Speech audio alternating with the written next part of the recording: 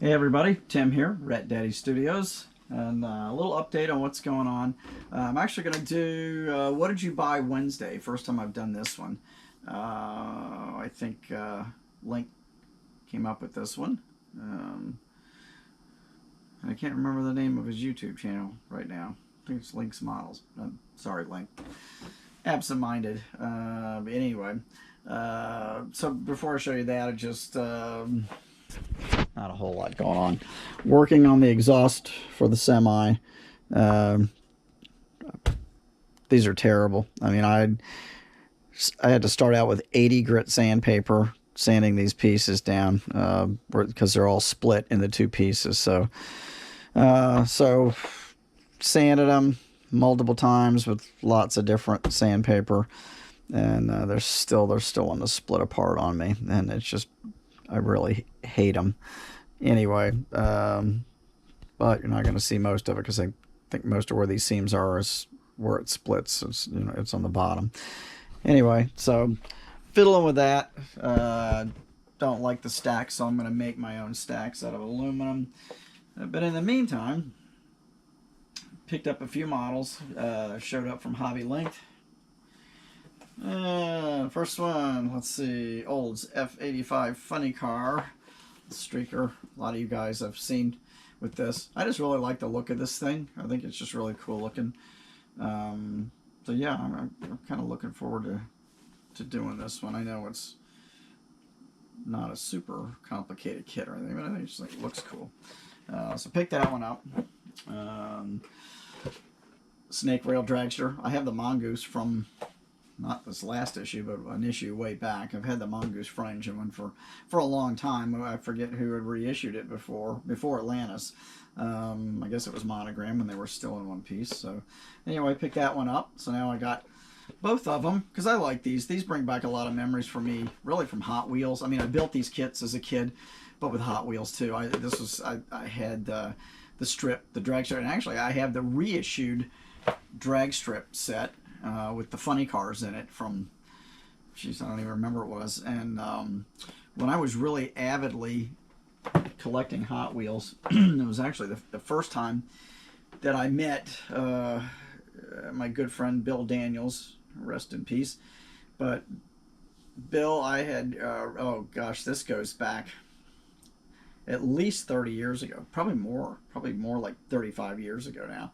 I had run an ad in a local penny saver that I was looking for Hot Wheels cars, old Hot Wheels cars. And this guy gets a hold of me and he said, well, I bought out, I don't have a bunch of them, but I bought out an old hardware store that had been closed since the 80s. He said, I bought the entire contents, and there were some model kits and there were some Hot Wheels in there. And I'm like, okay, sounds good. So when I met up with this guy, he had this old trunk in the back of his van, and when he opened it up, he had 5 packaged Mongoose and Snake front engine dragster, the 2-pack Hot Wheels, and then it came with a little piece of track. I think it was like the track that made them that pulled the chute or something. But I mean, I just about had a heart attack. Of course, I didn't want to tip my hand and let him know what they were worth, because even then, that was gold. I mean, to a Hot Wheel collector. So I tried to play it cool, and I ended up getting, I think 3 of them off of him. He wanted to keep a couple. He wanted to keep one for himself, and he was going to give one to his grandkids, which I was just going, oh my God, don't let him open it. But I couldn't tip him off on what was going on. And I think I gave him like 25 or 30 bucks a piece for them. So I immediately sold 2 of them for like 200 bucks a piece, and I kept one, and not planning on becoming friends with him, but we did. We ended up becoming toy buying partners for many, many, many years until Billy passed away. And he was a retired Philadelphia fireman, and he had big time heart problems from smoke inhalation. So and he passed away. It's been probably 8 or 10 years ago now, but he's such a great guy, and he found me more stuff in the years that we were friends and toy buying partners. He, and he of course I had to end up telling him about the Hot Wheels, and eventually. And he wasn't really pissed because he had money, you know, so he wasn't too mad at me, but he'd always rib me about it. Yeah, remember the time you ripped me off on those Hot Wheels cars? So, you know, but I returned the favors many times over and over and over with stuff that he collected. You know, so that was kind of a fun relationship for many years. The other thing I picked up was the Bronco kit with the dune buggy and the trailer. And I don't care too much about the Bronco, but I definitely like the dune buggy and the trailer. So that was the main reason for this, and I think Hobby Link had it, whatever, 15% off or 20% off or whatever. So I decided to jump on that big box, heavy box. Of course, lots and lots of parts and lots of tires in there, because you got tires for the truck, and then just got dual tires on the trailer too. So yeah, so this ought to be fun, you know, to build the buggy and maybe have something else cool pull in the buggy, maybe another dune buggy pull in the buggy. So anyway, so that's what I got for What Did You Buy Wednesday. So I'm gonna go back in the house, and I'll just give you a brief update on the truck, the Tyrone Malone truck, because I've gotten more work done on that. The motor's in, and let's go inside. We'll take a look. All right, well, I'll add on to this. Okay, back inside at the bench. So this is where I'm at. Got the tanks installed on the chassis. Did a little fade work on those. House of Colors, lime and green there. This is what this green base coat looks like, Planet Green. That's what it looks like with candy lime sprayed over it. I left the center part silver, so that's how you get the nice fade effect. Put the motors in there. I'm at the exhaust now, so all the turbos and everything are hooked up. Now you've got these winding, ill-fitted pipes that have to go on. So that's the next step. Get some shadows back here. Sorry about that. But so the truck cab, got the windows in. Just painted the windshield wipers. Haven't done too much there. So that's time to start doing the interior next. This would be that air foil, which this fits up here, and of course sits right behind the cab. So I kind of did my fade on there. You know, I did the little tiki stencil in there, but you'll be able to see it, but not really well, because I think the stacks are going to be in there and part of it, but kind of get the idea. And then of course got the wedge body that fits down on here. Of course these tanks are just going to get buried, but I'll just kind of mock that up. That's not sitting on there correctly. It actually sit a little lower. There we go.